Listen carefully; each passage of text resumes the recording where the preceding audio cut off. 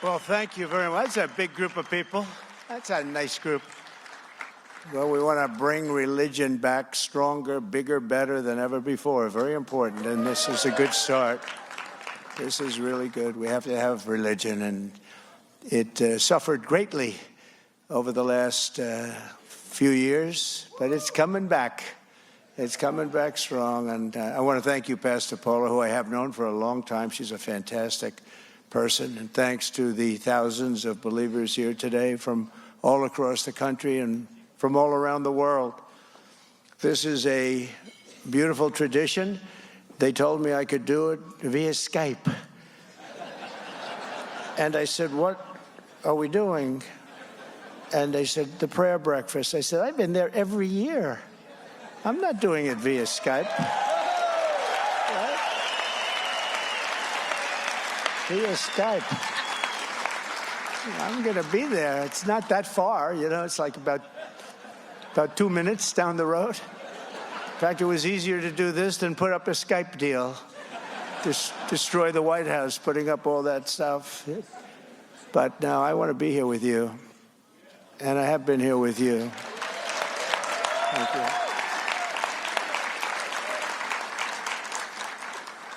And I do that despite the fact that they say I can't run again. That's the expression. Sure. Then somebody said, I don't think you can. Oh. Now, I want to be with you regardless, and it's an honor, and it's something I've enjoyed. I've actually met some very nice Democrats here. It's true. I have. But this is a beautiful tradition that started with President Eisenhower in 1953, and I wouldn't miss it for the world. After 4 long years, really, they were very long, dark years, in my opinion. It's great to be back at the prayer breakfast, and I hope you all agree it's nice to once again have a president that shows up to the prayer breakfast.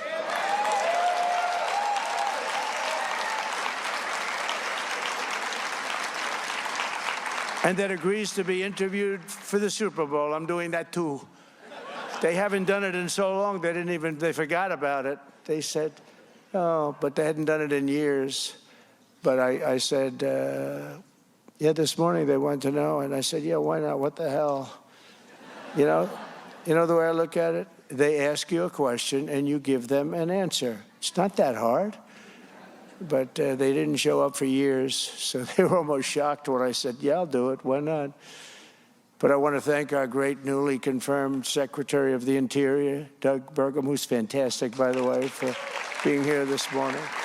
I don't know is he around? Where is he? Where is he? He's right there, sir. Right there. It's hard to see. With the lights, I can't. There you are. You are a handsome devil. He's a good-looking guy. He's got an even better-looking wife, I can tell you that. But I want to thank you and Catherine you've been fantastic. I knew immediately, he was running in a group of people, and I spotted him immediately. I said, that guy's a winner. He didn't get the gravitas, because to get gravitas, you have to be controversial and, in many cases, a horrible human being. You get a lot of gravitas that way, and he's a very good human being and very smart. But I said, he is really outstanding, and he's going to do a job with Chris Wright.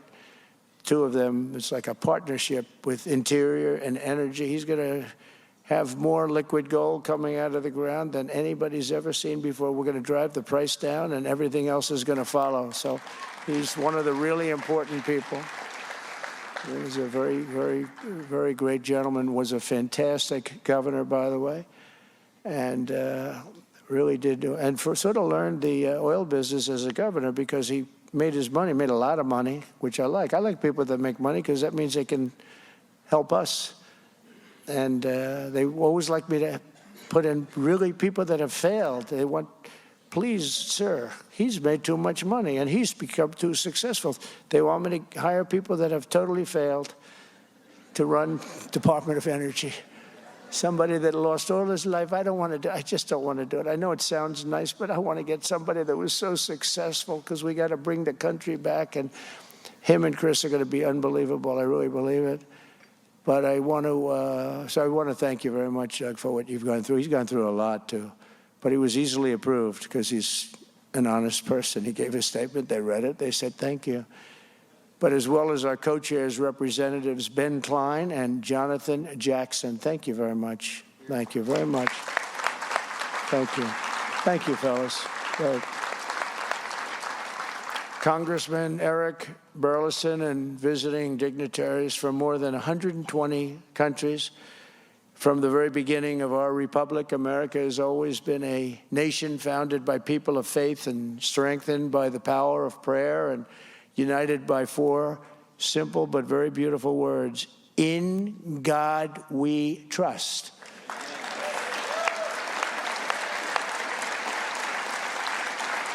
And you all know there was a movement to get that out. I said, no way, don't bring it up. Don't bring it up. I don't want to hear it. There was a movement. We don't want that because we shouldn't be mentioning God. There was a very strong movement, just like they don't want to say Merry Christmas, but now they say it. Remember in 2016, I was a whole big part of my campaign. You're going to say Merry Christmas. Well, now they do it again. But we... I don't know if you've been watching, but we got rid of woke over the last 2 weeks. Woke is gonzo. Despite the other side stealing hundreds of millions of dollars to promote woke. Did you see what happened yesterday where they found hundreds of millions of dollars of money was fraudulently given to newspapers and, I guess, Politico? I don't know. They're here. Good. I hope you're enjoying your breakfast. No, they gave money to all this out of U.S. aid, right? U.S. AID. It came out hundreds of just tremendous amounts of money, had nothing to do with anything. This is a terrible thing that was experienced, but we're catching them left and right. We're catching them. We're catching them to a point where they don't know what the heck is going on. They can't believe they're getting caught. And I have great respect for the people that are doing it. Elon Musk is helping us on it. And he's pretty good. He's pretty good. He's pretty good at it. But the numbers are astounding. They're astounding. Even Doug was shaken up by what he heard. Do you believe that, Doug, what you've been reading? It's just very dishonest stuff. But it was faith that led the pilgrims to cross an ocean and settle this majestic continent, and we're going to keep it majestic. It was belief in our Creator that moved the patriot farmers to stand strong for their liberties at Concord Bridge 250 years ago this April, and we're going to have a big party next year. And we have the Olympics coming in, and we have the World Cup coming in, and we have the 250th year celebration, all three. And you know, when I was president, I got the Olympics and I got the World Cup. 250 years I had nothing to do with. It just happened to be. But it all came due the presidency after what should have been mine. It really should have been. And they had a little election that, let's just say, didn't work out too correctly. A lot of things have been found out about that. But so I got forced to run again, and I ran again. And now I have the Olympics, I have the World Cup, and I have 250. So I said, this is interesting, you know. When I got them, I said, you know, the only bad thing about the Olympics is I won't be president. The only bad thing about getting the World Cup, I worked hard to get the World Cup because everybody wants it. Everybody wants the Olympics. But the only bad thing was I said, you know, I won't be president, and I might not, you know, when you're not president, you might not even be invited. I said, isn't it sad? Then all of a sudden I run and I win, and then somebody says, sir, you're going to have to start thinking about the Olympics. I said, you know, you're right. I never thought about that during the campaign. I'm going to be here for the Olympics and the World Cup. How about that? God works in very strange ways.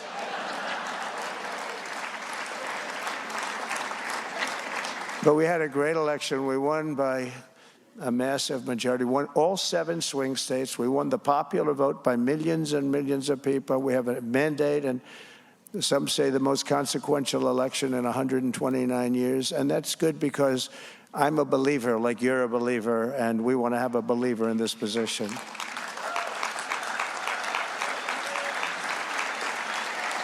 And it was confidence in America's God-given destiny that pushed the pioneers to journey west and led Americans to end slavery, crush fascism, defeat communism, and conquer every single challenge that we faced. And they were very great challenges. Now it's the same time, I have to remember, unyielding faith in America's mission that inspires us to make our country great again. And soon it will be greater than ever. We're doing really well. We're doing really well. It's, I think in 2 weeks they're saying, I'm reading it, so I'm not even saying it, but I feel it, that we've done more than just about any president ever. The first 2 weeks have been probably, they say, the most successful 2 weeks in the history of any presidency.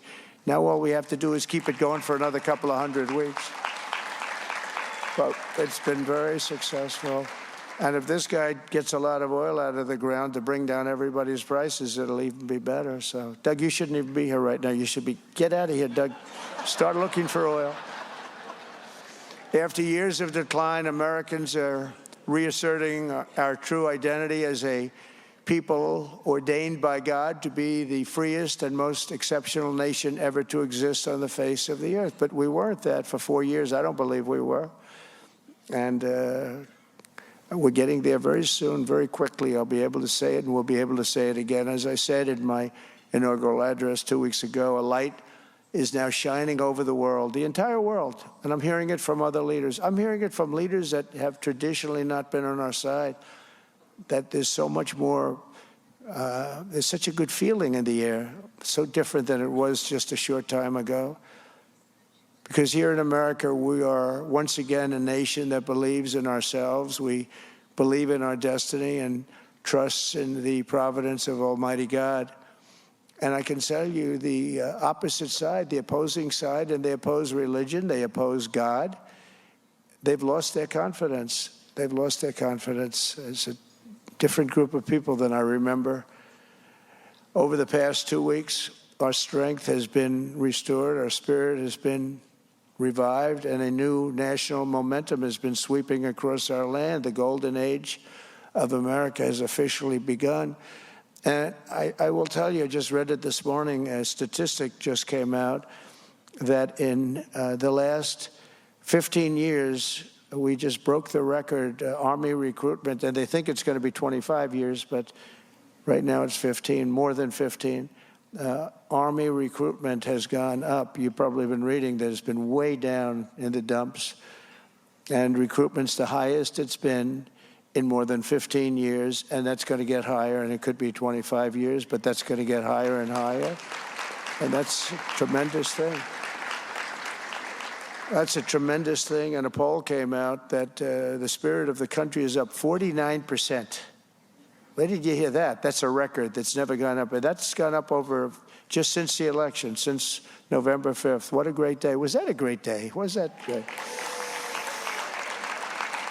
Because we're going to make our country great again. After years of stagnation, our economy is roaring back to life. Optimism is soaring. Hope is returning. And we have brought back the words common sense to our government. We had a big day yesterday. You saw that, having to do with men in women's sports. No longer. It's over.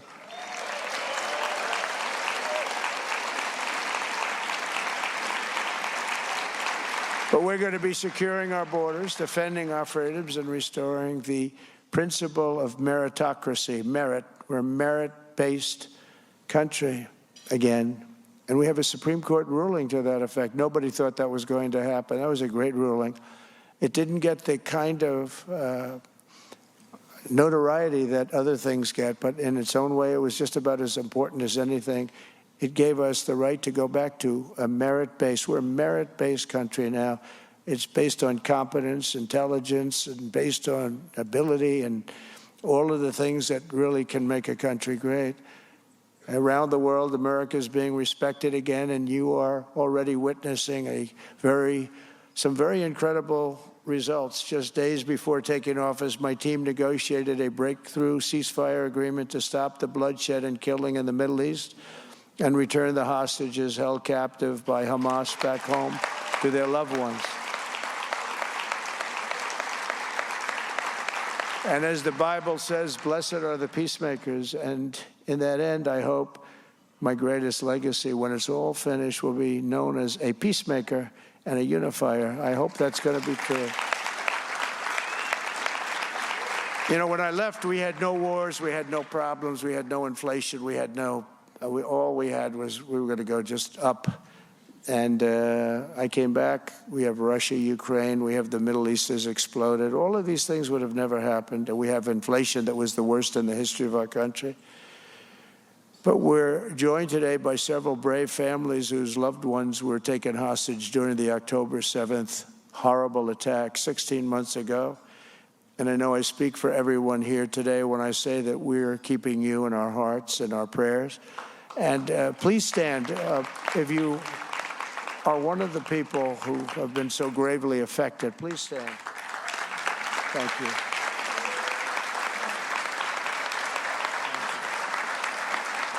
Thank you very much. Well, they're coming in. More are coming in today. They're coming in. It's a very traumatic situation, very tough, as the people know that are here with us. But they're coming in. And I made a statement, and I meant it totally, that if they're not home by the time I get into office, all hell will break loose in the Middle East. And I think they respected that statement. So we'll see. But we have more hostages to come, and we hope they live up to their word. And I have to say, who knows if that's going to happen. But one way or another, it's going to work out. It's going to all work out. As president, I will not rest until every remaining hostage has been returned to their families. So thank you all for being here. Appreciate it. Also with us is an incredible survivor of October 7th. What a horrible day that was. That would have never happened. Iran was broke. They had no money to pay to Hamas or Hezbollah. They were stone cold broke. And when I left, they started selling their oil again. They took the sanctions off. They did everything wrong. I mean, I'd like to say the opposite of that. I would much prefer saying the opposite. But they did everything wrong.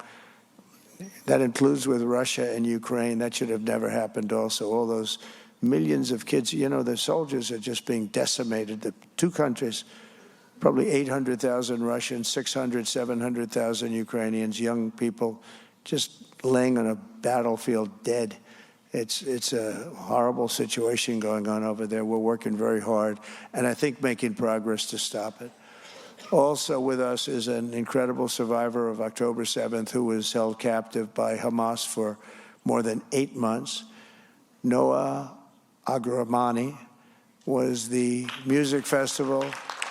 She was at the music festival and attacked on that terrible day. Where are you? Where are you?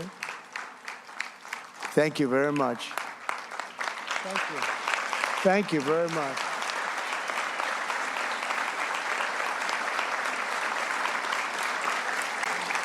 That's great that you're here. I watched you on television. I don't know what you're doing, but you look like a much younger person.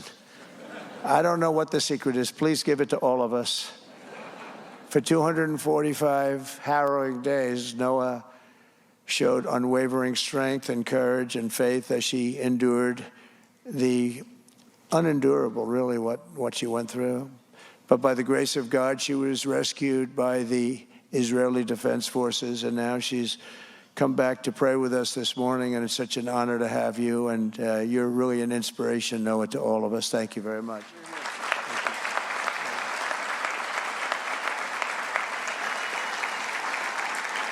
The innocent civilians attacked on October 7th were targeted for one reason, because they were Jews. They were murdered and kidnapped because of their faith, and these events remind us of how blessed we are to live in a nation that has thrived for 2.5 centuries as a haven of religious freedom, although I will tell you the last 4 years have been very difficult. It would have been a very difficult thing for me to have made that statement if this speech was taking place 2 years ago. My administration is absolutely committed to defending this proud heritage, and I will always protect religious liberty.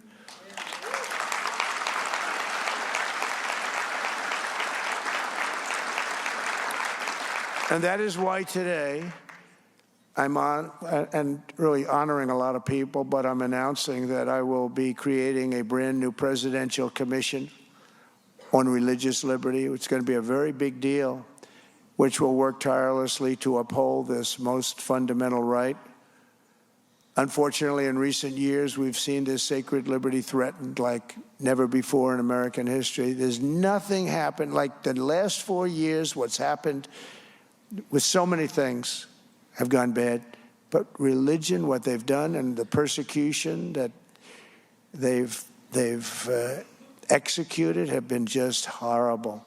For example, most of us would not have believed it possible that a grandmother with a severe medical condition, quite elderly woman, would be put in jail for praying here in America. She was put in jail because she was praying. But we're joined today by a woman who was 75 years old. Paulette Harlow was sentenced to 2 years in prison for peacefully praying outside of a clinic, charged under an obscure law that hadn't been used in years, selectively weaponized against Christians by the previous administration. I never understood how we won with evangelicals, we won with Christians by a lot. But even that little bit that they got, I said, who are the people that voted for them? Who would vote for them?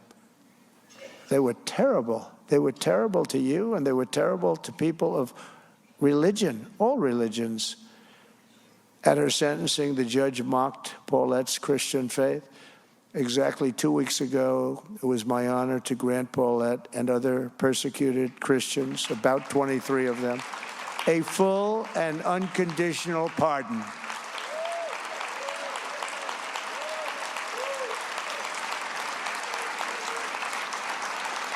We got them out of there. We got them out. They're so clean now. You know those pardons? You're so clean. There's nobody so clean as Paulette in this whole room. She was just, oh, she got a little lucky, didn't she? Yeah, she got lucky that I won that election.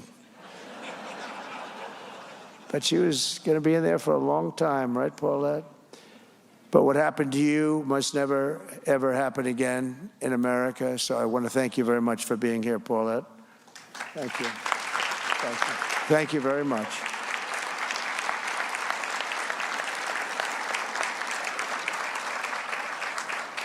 Thank you.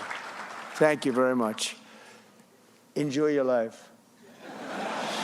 To confront such weaponization and religious persecution, today I'm signing an executive order to make our Attorney General, who's a great person, she's going to be a great Attorney General, Pam Bondi, the head of a task force, brand new, to eradicate anti-Christian bias. About time, right? Anti-Christian bias. Yeah, you never heard of that one before, right? But it's about time, isn't it, though, really? So many times you hear, but you don't hear the anti-Christian bias. The mission of this task force will be to immediately halt all forms of anti-Christian targeting and discrimination within the federal government, including at the DOJ, which was absolutely terrible, the IRS, the FBI, terrible, and other agencies. In addition, the task force will work to fully prosecute anti-Christian violence and vandalism in our society and to move heaven and earth to defend the rights of Christians and religious believers nationwide. You've never had that before, but this is a very powerful document I'm signing. You got it now. First time you've had it. If we don't have religious liberty, then we don't have a free country. We probably don't even have a country. This week, I'm also creating the White House Faith Office, led by Pastor Paula White, who is so amazing. That man's happy. Look at, stand up. Let me see. Why are you so happy? You love Paula, right? I come from Lebanon. Oh, Lebanon tough. Yeah, so you know what we're talking about better than anybody. Yeah. You're going to have a great new ambassador to Lebanon. Yes, thank you very much. Thank you. That's tough. Yeah, you're going to have a great new ambassador. We just put him in. Well, I'm in the White House, we will protect Christians in our schools, in our military, in our government, in our workplaces, hospitals, and in our public squares. And we will bring our country back together as one nation under God with liberty and justice for all. Throughout history, those who have sought control and domination over others have always tried to cut the people off from the connection to their Creator. At the same time, every nation with big dreams and great ambition has recognized that there is no recourse more precious than the faith in the hearts of our people. It's the thing that makes our nation great. It makes other nations great.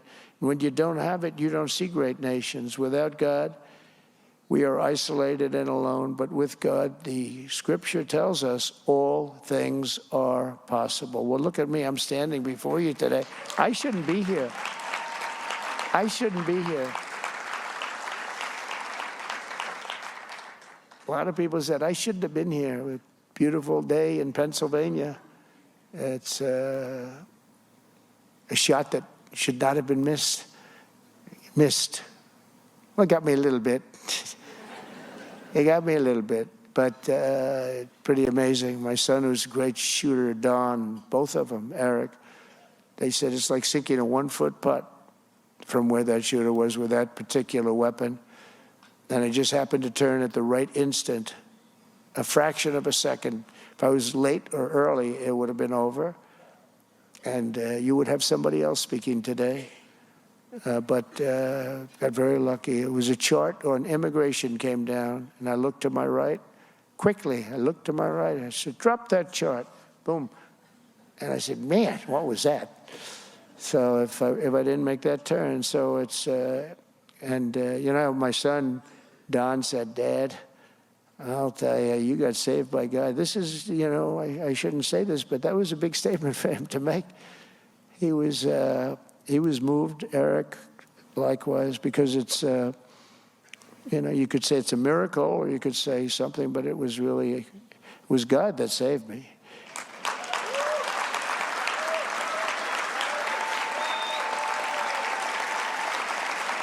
Thank you. But even in the dark, thank you.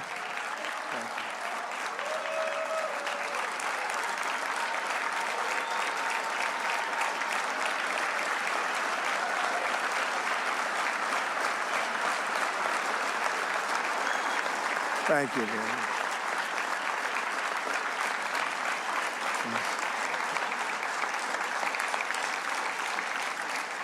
Thank you very much. That's very nice. Even in the darkest moments, hope is never lost. And 2 weeks ago, I went to a small town in North Carolina. What a great place North Carolina is. We love North Carolina.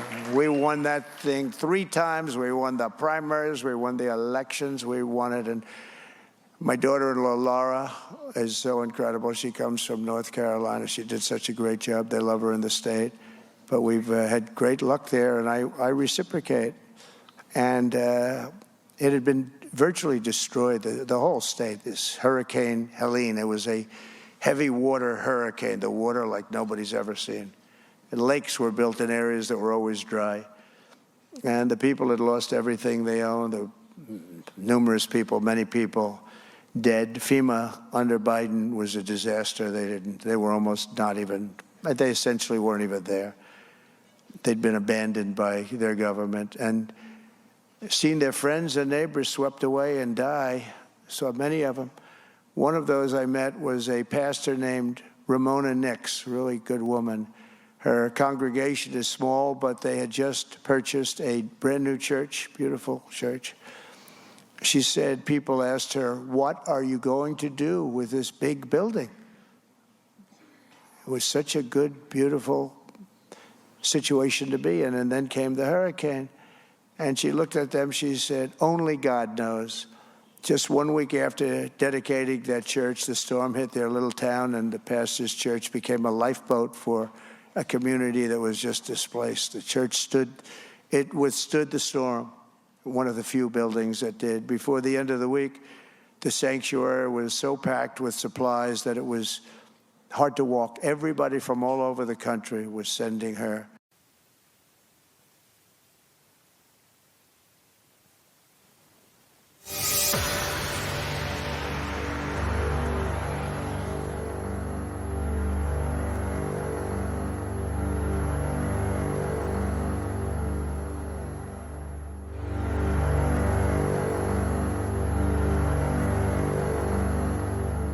Time still flies. It's 17 days. It's gone. I've been so busy that it's hard to believe. But we've done a lot in 17 days, haven't we?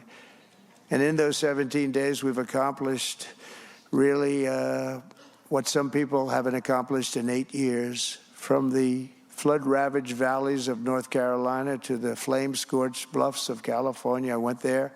What a shame that is. I've never seen anything like it. As far as the eye could see, just devastation of rich neighborhoods, very rich neighborhoods. Some of the richest people in the country lost their houses. Rich and middle income. I wouldn't say poor people. This was a rough period of weeks. You know, I opened the floodgates a few days ago. Let the water come down because the environmentalists didn't want water. They still don't want it. If they had their choice, they don't want it. I said, are you crazy? And I open you, I'm sure you've seen it, the water comes down from the northwest, parts of Canada, I guess, but the Pacific Northwest. And it comes down by millions and millions of barrels a day. And I opened it up. It wasn't that easy to do, but I opened it up and it's pouring down, and it's a beautiful thing. And it should have happened. I told them to do it in my last term. They didn't do it, but now we just did it. They didn't want to do it, but we did it. But from the gang-ridden streets of our inner cities to the war-torn lands of the Middle East, we're working urgently to restore hope and prosperity, safety and peace all over. Every single day of this administration will act with purpose and historic speed, because like that pastor in North Carolina, we know that God is good, our future is bright, and America's glorious destiny is just within our reach. And so together we will make America stronger and prouder, safer, freer, greater, and more faithful to our God than ever before. And I just want to thank you. You're very, very special people. You're great people. It's an honor to be with you. And I will see you again next year. Okay? Thank you very much. God bless you all. And God bless America.